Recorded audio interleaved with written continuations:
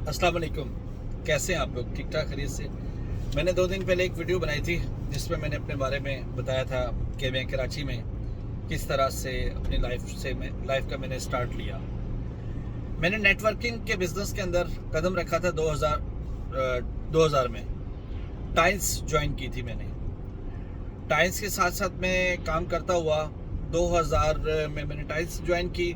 उसके बाद 2002 में मैंने अपना हेल्थ केयर सेंटर बनाया अलादीन के जस्ट अपोजिट कराची में। 2005 तक मैं उसे रन करता रहा। 2005 में मैं फिर इंडिया गया। इंडिया से फिर वापस आया तो फिर भी मैं उसको रन करता रहा था। 2006 में मुझे एक दोस्त मिले ओरिफ्लेम। 2006 में मुझे लाहौती कबूल साहब के साथ मेरी बातचीत चल रही थी। उन्होंने मुझे कहा कि इस ऑफिस को हम लोग बना लेते हैं रियल एस्टेट का ऑफिस। या रहमान कोऑपरेटिव हाउसिंग सोसाइटी का दफ्तर बनाया। उसके बाद वो सारी चीज़ें चलती रही। 2009 में पाकिस्तान के अंदर एक कंपनी आई ओरिफ्लेम कॉस्मेटिक्स। ओरिफ्लेम कॉस्मेटिक्स को मैंने साइन किया 2009 28 अक्टूबर को। और मैंने 28 अक्टूबर को जब उसको ज्वाइन किया तो मैंने उसके ऊपर सारा प्लान किया कि किस तरह से काम किया जाए, क्योंकि मुझे कॉस्मेटिक्स बेचना नहीं आता था कि कैसे इसको बेचा जाएगा। मैंने 2009 15 दिसंबर को मेरी सालगिरह थी। मैंने हैदराबाद के अंदर एक होटल बुक करवाया। तमाम हैदराबाद की जितनी भी ब्यूटिशियंस थी उनको मैंने दावत दी। वो मेरी दावत पर वहाँ आई। मैंने वहाँ पे पार्टी मेकअप, ब्राइडल मेकअप और फैशन ये सारी चीज़ें वहाँ पर रखी। सलमा तबस्सुम जो की कॉर्ड मैनेजर थी वहाँ की लाहौर से, वो आई ओरिफ्लेम की। इस तरह से हमने वहाँ पे डेमोस्ट्रेशन दी।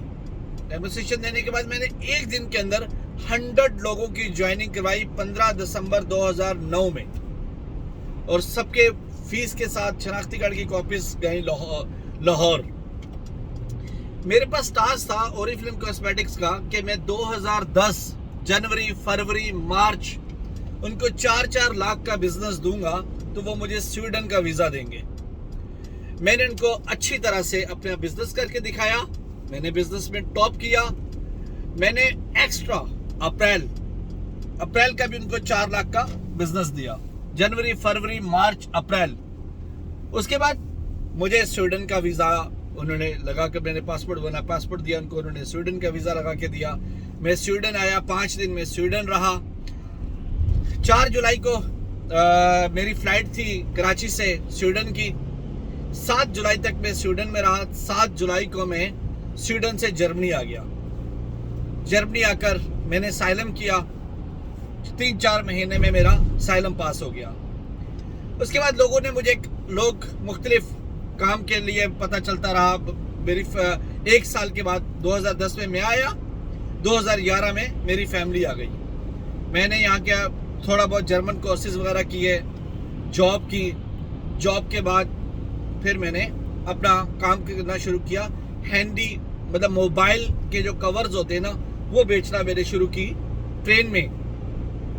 कि मैं ट्रेन का टिकट लेता था 5000 यूरो का और मैं पूरे जर्मनी के अंदर जो है मोबाइल की चीज़ें बेचने के लिए जाता था मुख्तलिफ दुकान के ऊपर। ये काम मैं करता रहा।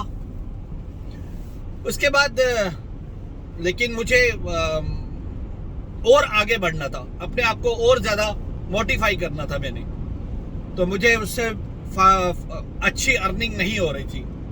तो क्योंकि मैं हॉलैंड से सामान खरीदता था और जर्मनी के अंदर सेल करता था, इसलिए मेरी इतनी अच्छी अर्निंग नहीं हो रही थी। मैंने अपने आप को चेंज करने की शुरू। उसके बाद मैं सब्जी और फ्रूट के बिजनेस में आया। सब्जी और फ्रूट का मैंने बिजनेस स्टार्ट किया 2018 में। उसके सब्जी फ्रूट का बिजनेस जब मैंने 2018 में स्टार्ट लिया तो मैंने पहली दफा पाकिस्तानी मैंगो बेचने शुरू किए। किसी दोस्त ने मुझे कहा कि मैंगो खरीदते। मेरे पास शिवरलैंड जीप थी। शिवरलैंड जीप में मैंने पहली दफा मैंगो खरीदे और मुझे अब उसको बेचना नहीं पता। मुझे नहीं पता था कि इसको बेचना कैसे है। मैंने फ्रैंकफर्ट में वीसबादन में मुख्तलिफ जगहों पर रोड पे खड़े होकर मैंने वो मैंगो बेच दिए 300 कार्टन। कोई मेरे ख्याल से ज्यादा टाइम लगा होगा मुझे 5 से 6 घंटे वो 300 कार्टन बेचने में। मुझे उस 300 कार्टन से जो प्रॉफिट हुआ वो प्रॉफिट हुआ तकरीबन कोई समझ लें कि 300 यूरो पर डे में। इस तरह से फिर मैं मैंगो को बेचता रहा, हर रोज मैं मैंगो लेता था, मैंगो बेचता था। फिर मैं सब्जी की फील्ड में आया, फिर मैंने सब्जी की फील्ड जो है ना अपना ली, तो मैं सब्जी बेचना, अभी भी इस वक्त भी मैं सब्जी बेचता हूँ, सब्जी और फ्रूट। अब मेरे पास जो मुख्तलिफ चांसेस है सब्जी बेचने के, सब्जी के साथ फ्रूट बेचने के, मैंने सोचा कि मैं कौन सी लाइन को अपनाऊँ। तो मुझे अच्छा लगा सब्जी और फ्रूट का बिजनेस। मैंने खुद भी इंपोर्ट किया है अपना। इस साल मैंने 2021 में अपनी इंपोर्ट की थी पाकिस्तान से मैंगो। अब इंशाल्लाह ताला 2022 में भी मैं इंपोर्ट करूंगा। तो मेरा कहने का मकसद ये है, इस वीडियो के अंदर बहुत सारी चीज़ें हैं जो मैं भूल जाता हूँ, मैं दोबारा आहिस्ता आहिस्ता उन्हें याद करके वो भी एक्सप्लेन करूंगा। कोई भी काम है उसे छोटा मत समझे, काम काम है। हमारे पास यहाँ पर लोग आते हैं पाकिस्तान से, वो ये समझते हैं कि ज़ुबान नहीं आएगी क्योंकि जर्मन बहुत मुश्किल है, अगर जर्मन नहीं आती तो काम नहीं कर सकते। बेचारे यहाँ पर आकर पाकिस्तानी लोग होटलों में काम करते हैं, रेस्टोरेंट में काम करते हैं, पिज़्ज़ाराई पे काम करते हैं, क्योंकि वो ये समझते हैं कि ज़ुबान नहीं आती। लेकिन वो पिज़्ज़े पे 10 साल भी काम कर लेते हैं, फिर भी उनको ज़ुबान नहीं आती। इसलिए मेरा मानना है कि ये मत कहें कि ज़ुबान नहीं आती, मैं काम नहीं कर सकता।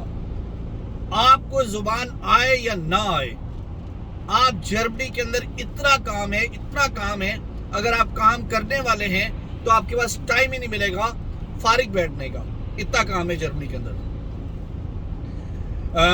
जो शख्स ये कहता है कि मुझे जर्मनी के अंदर काम नहीं मिलता, वो मुझे बताए, मैं उसे बताता हूँ कि किस तरह से काम उसने करना है, क्या काम वो कर सकता है, किस तरह से वो अपने आप को आगे बढ़ा सकता है, किस तरह से वो 100 से लेकर 300 पर डे अर्निंग कर सकता है, मैं उसे बता सकता हूँ।